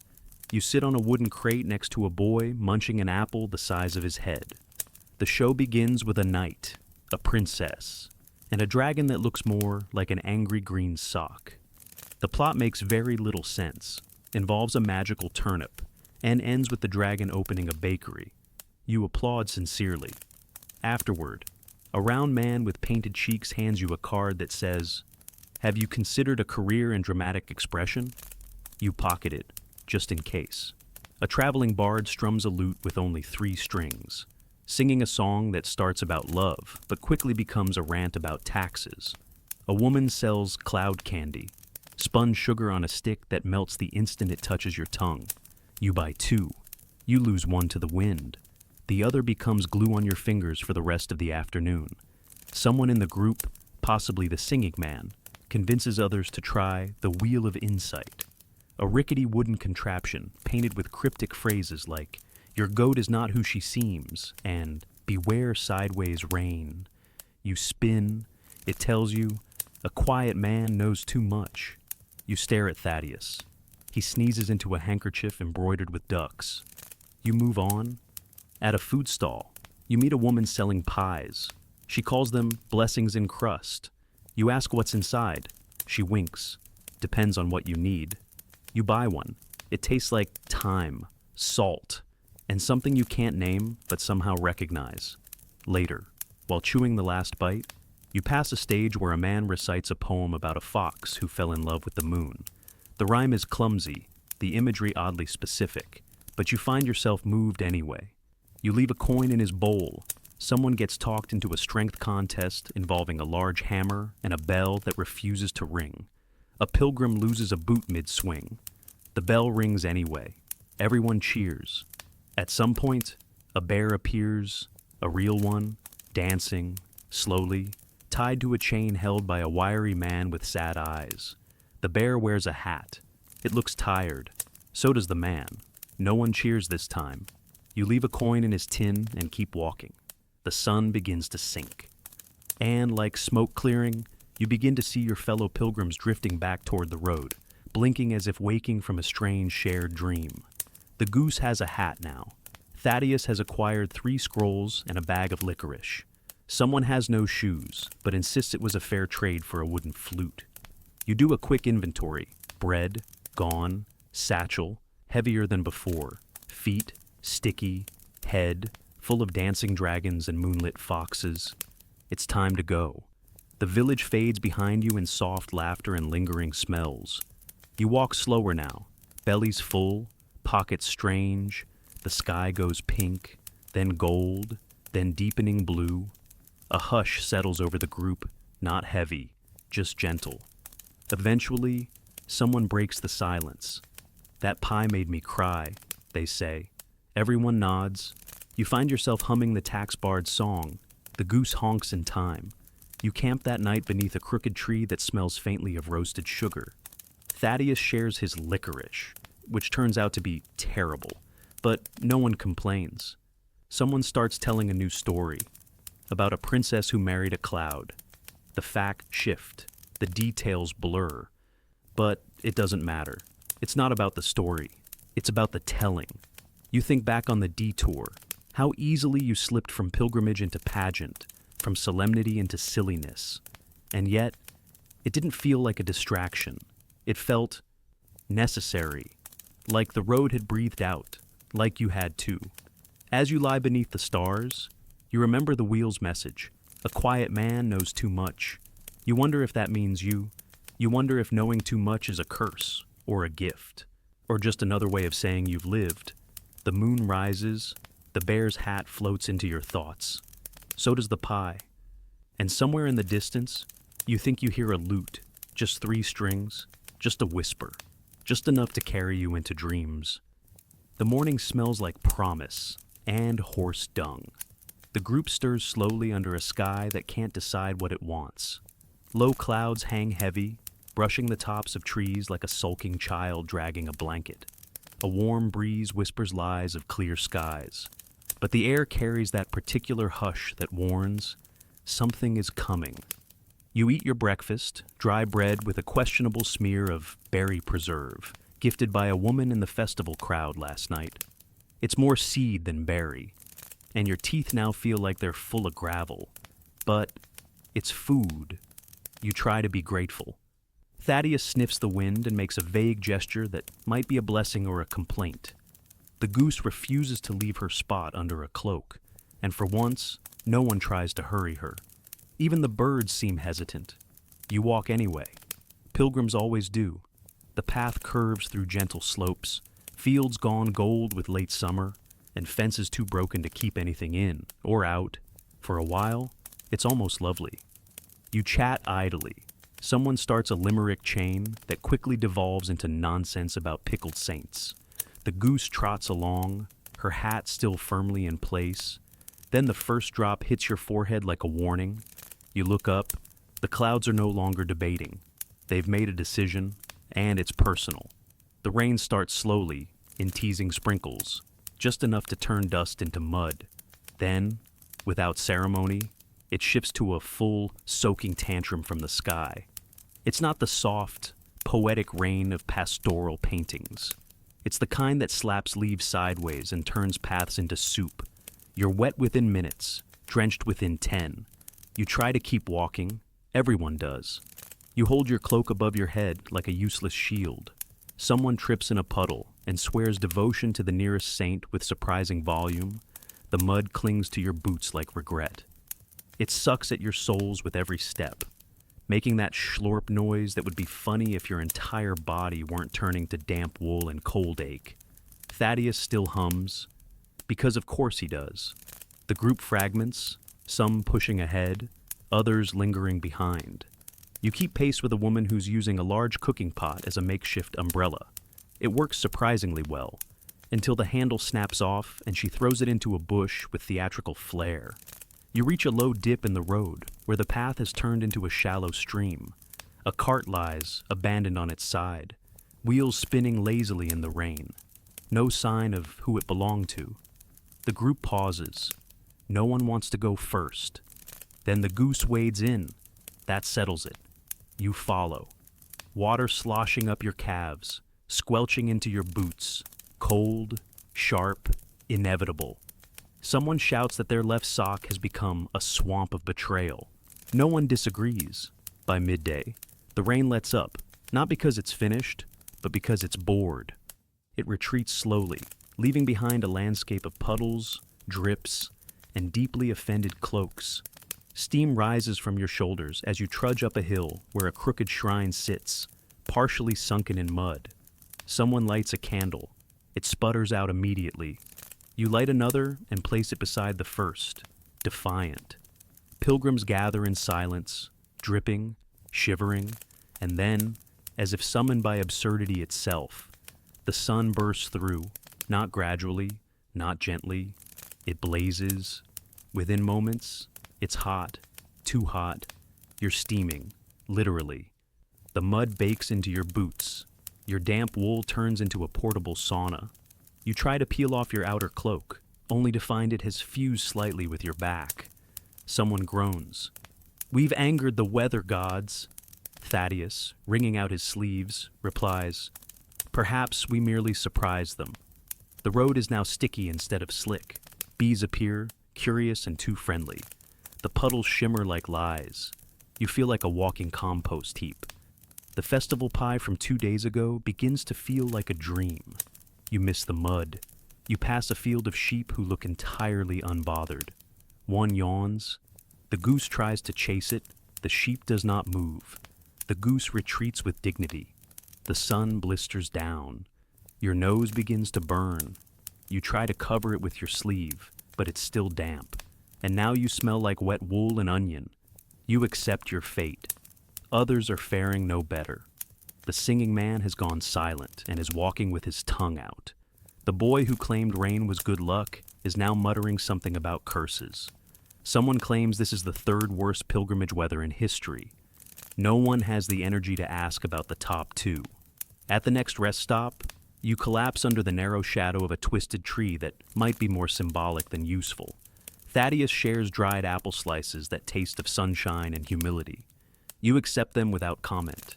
You stare at the sky. It's so blue it almost hurts. Not a cloud in sight. The weather has pulled off an emotional bait and switch with surgical precision. You feel betrayed, but also cleansed. Sort of. Your boots are full of swamp water. Your knees are freckled with drying mud. Your back smells like soup, but you're still here, still walking, still laughing, quietly, dryly, with the kind of laughter that's earned through shared discomfort and the slow acceptance that nothing on this journey is meant to be easy. You think of something Brother Thaddeus said yesterday. Pilgrimage isn't a path, it's a weather system. You'd rolled your eyes then. Now, it feels suspiciously wise. That night, you camp on a soft ridge where the sun sinks in a blaze of gold. The ground is finely dry. Your cloak smells of pine and perseverance. The goose, still damp in patches, curls beside your pack. You sit beside a small fire, drying your socks on a stick, watching the steam curl up like incense. Someone strums a tune on the newly bartered flute. It's off-key, but lovely. You press a hand to your aching foot, and it's warm, not from pain, but from proof, because you walked through rain, through heat, through puddles deep enough to host fish, and you're still here, not clean, not comfortable, but alive, and perhaps, in the strange math of pilgrimage, that's the blessing you were meant to find. By morning, the weather has evened out. Clear skies, gentle breeze, not too hot, not too damp. Which means, of course, the weirdness is due. It begins innocently enough. A quiet start, boots less soggy, fewer complaints. Someone whistles a hymn that gets stuck in everyone's head. You eat your breakfast in silence, dry bread dipped in a little leftover jam. It tastes faintly of basil. That's probably fine. The road forks without warning, no markers, no signs, no locals in sight, just a slightly wider path to the left and a narrower trail to the right that looks like it was made by a determined goat with poor depth perception. You vote left, so does Thaddeus. The goose, naturally, chooses right. Everyone pauses. She honks, once, loudly, and waddles ahead. A debate begins, full of dramatic sighs and speculative logic. In the end, the goose wins, as she often does. You follow, single file, into the thicket. That's when you meet him. He's crouched beside the road, wearing a cabbage on his head like a crown. His beard is full of seeds. He holds a stick in one hand and what appears to be a spoon in the other. He doesn't look surprised to see you. He just nods and says, "You're late." There's a pause. The wind picks up a little. "Late for what?" Thaddeus asks, gently. "For paradise," the cabbage man replies, utterly serious. "But it's fine. It's always moving." You exchange glances with the others. No one speaks. The man waves his spoon toward the trees. Turn left at the rock that sings and right at the silence. He then offers you a handful of walnuts and vanishes into the brush, muttering about a lizard who owes him a debt. You keep walking. No one mentions him. You all agree, tacitly, to pretend that didn't just happen. But the road has changed. Not physically, still dirt, still rocks, still the occasional puddle. But the mood has shifted. The air feels heavier, but not in a bad way. More like it's holding its breath. You pass a scarecrow dressed in bright red silk. Someone's tied a flower crown to its head and a note to its wrist. The note reads, "Good luck on your journey. Beware geese." You glance at your goose. She looks smug. The path narrows further, brushing close to wild hedges full of bees and berries. A pilgrim ahead swears they saw a fox holding a rosary. You chalk it up to exhaustion. or hope. Someone finds a wooden spoon carved with a face that looks disturbingly like Brother Thaddeus. He insists it's a coincidence. The resemblance is uncanny. You walk slower now, not out of fatigue, but curiosity. The world seems tilted, just a little. Like you've stepped into a story being written as you move. A squirrel drops a nut directly into your hand. You thank it out loud. It nods. At midday, you come across a tree with shoes hanging from its branches, dozens of them. Old boots, sandals, wooden clogs, even one delicate slipper embroidered with tiny stars. A sign nailed to the trunk says, "Take a pair, leave a burden." You don't take any. But you do stop. You sit beneath the tree and unwrap the piece of paper you've been carrying for days, the one with your list of reasons for this journey. You read it again. Some parts still sting, others feel distant now, like someone else's story. You fold it smaller and tuck it inside a knot in the tree's bark. Not gone. Just offered. Someone else takes off their old socks and hangs them on a branch. Everyone claps politely. You move on. The trail dips into a shaded hollow where the sunlight filters through like honey. It's quiet, too quiet. The kind of quiet that feels thick. Everyone slows, even the goose, and then, just as suddenly, it breaks. A song, not music, exactly. More like a rhythm, a pattern. The wind in the leaves, the shuffle of your boots, a bird's call 3 times in a row. It's not quite real, not quite imagined, but you hear it. You look at Thaddeus. He nods, smiling softly, as if to say, yes, this is part of it. The weirdness grows gentle. You find a stone etched with words in 3 languages. None of them make sense, but somehow you understand it to mean, keep going, you're almost somewhere. Another pilgrim starts humming a tune they say they don't know, but you all recognize it. By dusk, you reach a clearing with a small wooden hut shaped like a boot. No door, no windows, just a bucket outside, labeled Whispers. Inside are slips of paper, each one blank. You leave one anyway. You write, "Thank you for the pie." The air feels lighter afterward. You camp just beyond the clearing. Someone starts a fire. The flames crackle in a way that almost sounds like laughter or memory. You sit beside the goose, who rests her head on your knee. Thaddeus passes around a flask of something sweet and sharp that makes everyone's ears tingle. No one asks what's in it. You think back on the day, on the cabbage crown, the shoe tree, the music made of nothing, and the sense that something old and strange walked beside you, unseen but not unnoticed. Historians still argue whether medieval pilgrims truly believed in these signs and omens, whether the weirdness was real or just a side effect of hunger, exhaustion, and too many relics shaped like fingers. But belief isn't always about proof. Sometimes, it's about feeling a breeze and knowing it means go. You stare into the fire until the stars come out, one by one, like candles lit across a silent cathedral. And in that strange hush, you feel it again.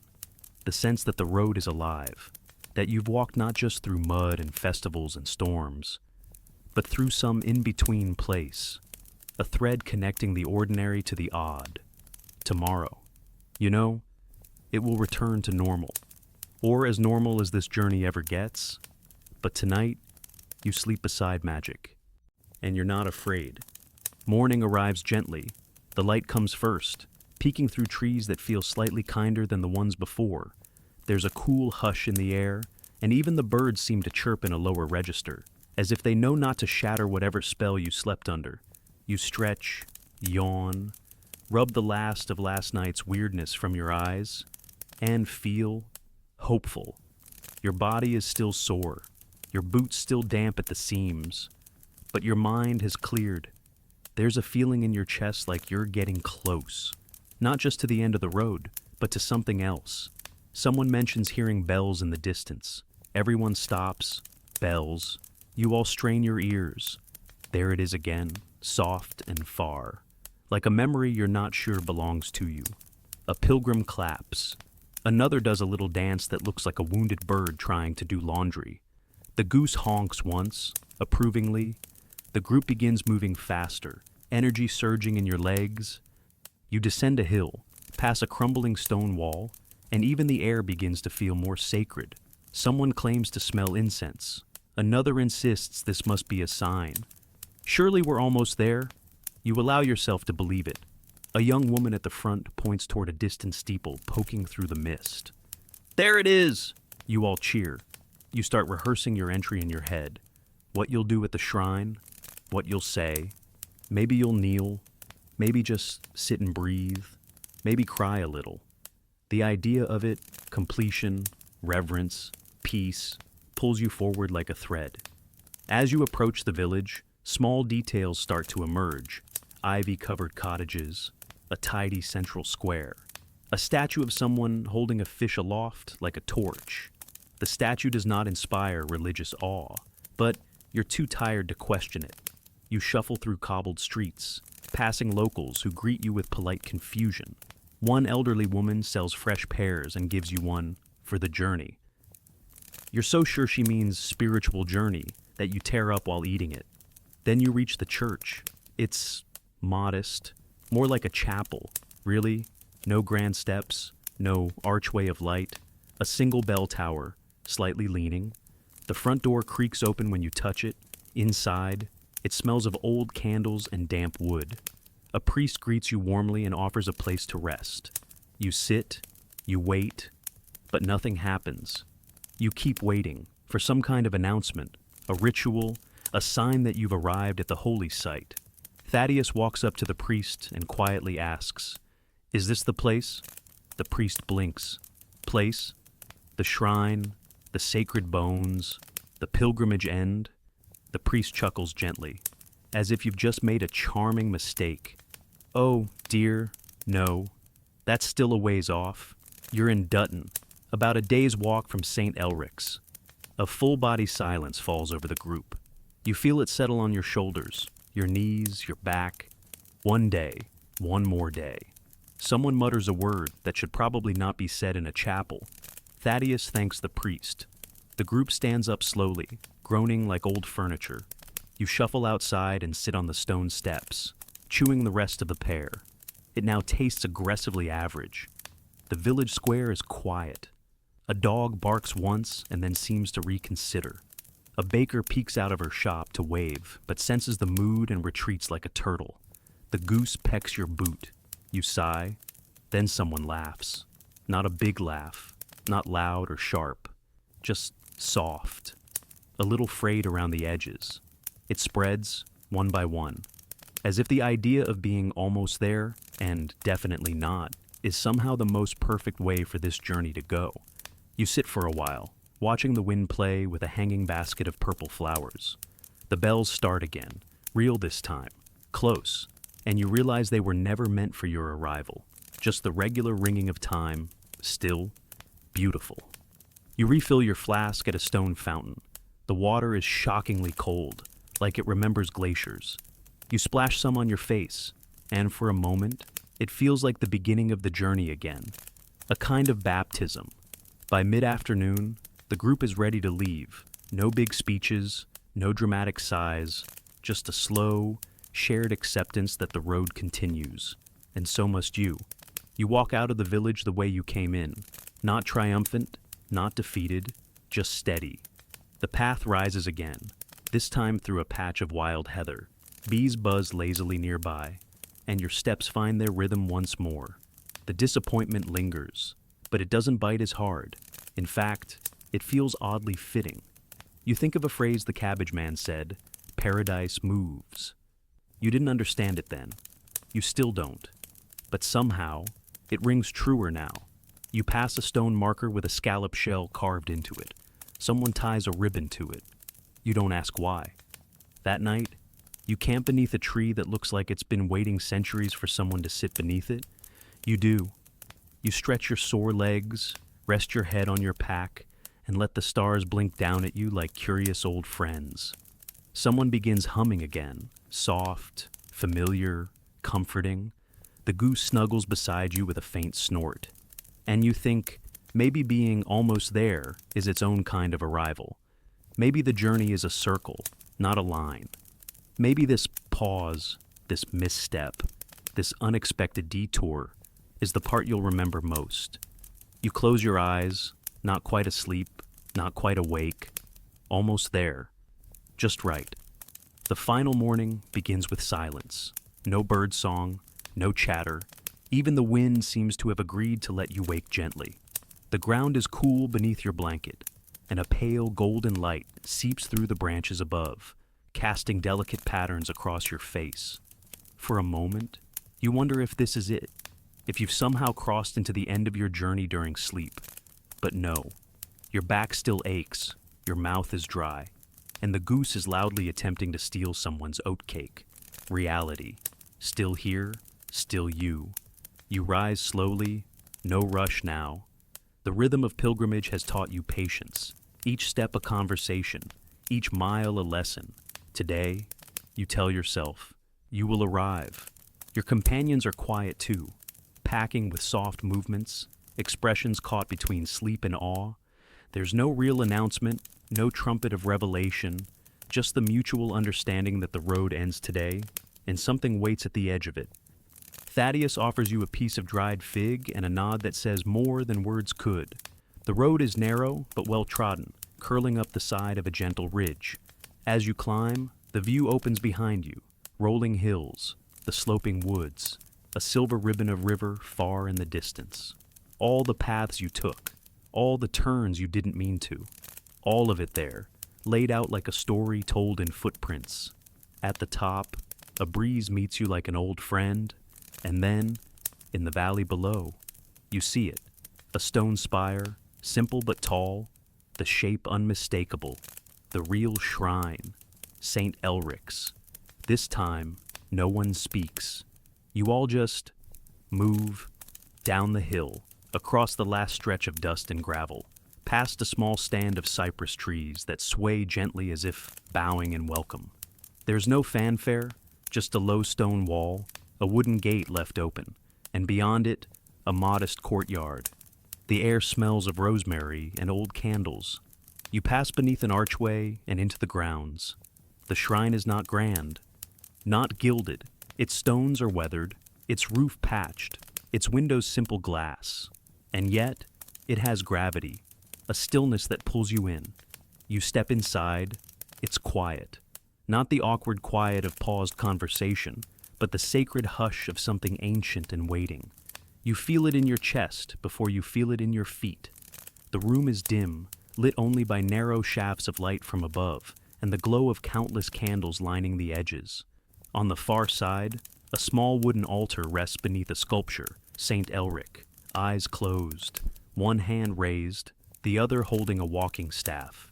He looks tired. You understand him. Pilgrims move slowly toward the altar, one by one, no sermons, no instructions, just presence. When your turn comes, you approach without ceremony. There's no thunderclap, no revelation, just stillness. And a deep exhale you hadn't realized you'd been holding for days, maybe weeks. You kneel. Not because you're told to, not out of obligation, but because somehow the body just knows. This is where you let go. You don't offer words, just silence. You think about the mud, the maps, the moon blaming, the cabbage prophet, the spoon tree, the music that wasn't music. You think of the goose and Thaddeus and the laughter shared under wet cloaks and candlelit skies. You think of yourself, the version that began this journey, and the one now here. Someone touches your shoulder gently, a quiet gesture that says, "You can stay as long as you like, but you don't have to." You rise slowly and step back, letting someone else take your place. Outside, the sun has reached its peak. The courtyard is warm and bright. Pilgrims rest beneath olive trees, eating, laughing, weeping. Some exchange tokens, bits of ribbon, pebbles, a button carved with a face. You're handed a small piece of linen embroidered with a scallop shell. No one knows who made it. Thaddeus sits beside you with a cup of something warm that smells like cinnamon and pepper. He doesn't speak. He doesn't need to. You take a sip. It tastes like the road. The goose struts past wearing a wreath of herbs. No one knows where she got it. No one asks. Later, you wander the grounds. A side garden hums with bees. A stone bench bears the inscription, "The path is also the destination." You run your hand over the letters, tracing each one like a memory. A bell rings somewhere, low, steady. You sit beneath a tree and close your eyes. The wind carries the scent of wildflowers and moss.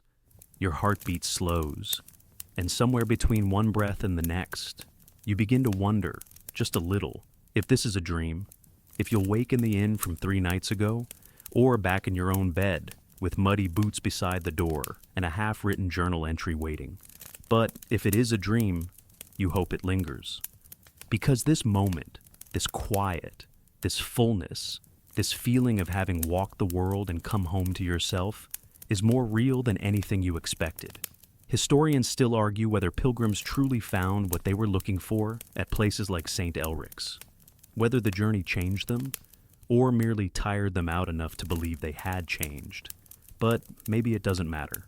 Maybe it's enough to have walked, to have gotten lost, to have laughed in the rain, to have carried something with you and laid it down at last. You stretch out in the grass, the sun warm against your face, the air humming with bees and distant bells. You've arrived, or maybe you've been arriving all along. And now, as the last golden threads of sunlight slip gently behind the hills, you let your body soften. The weight of your pack is gone. The dust of the road has settled. The aches in your feet are quiet now, just whispers of the path you took to get here. You lie beneath a tree older than memory, its leaves rustling with the kind of hush only the end of a long journey can bring. Around you, the world is still, no clamor, no destination calling your name, just peace and presence. You breathe in, you breathe out, somewhere nearby, the soft clinking of pottery, the low murmur of a lullaby in a language long forgotten, the gentle cluck of a wandering hen. The goose snores softly, curled at the foot of your blanket, her dreams untroubled and content. You close your eyes, and for once, you're not looking for anything, not trying to get anywhere, not wondering what's next. The story is done, and the quiet it leaves behind is the real gift. If your thoughts still wander, let them drift like fallen leaves on a stream, carried by something older and wiser than worry. You've walked far enough for now. The moon rises above the chapel, pale and full, no longer blamed, just glowing.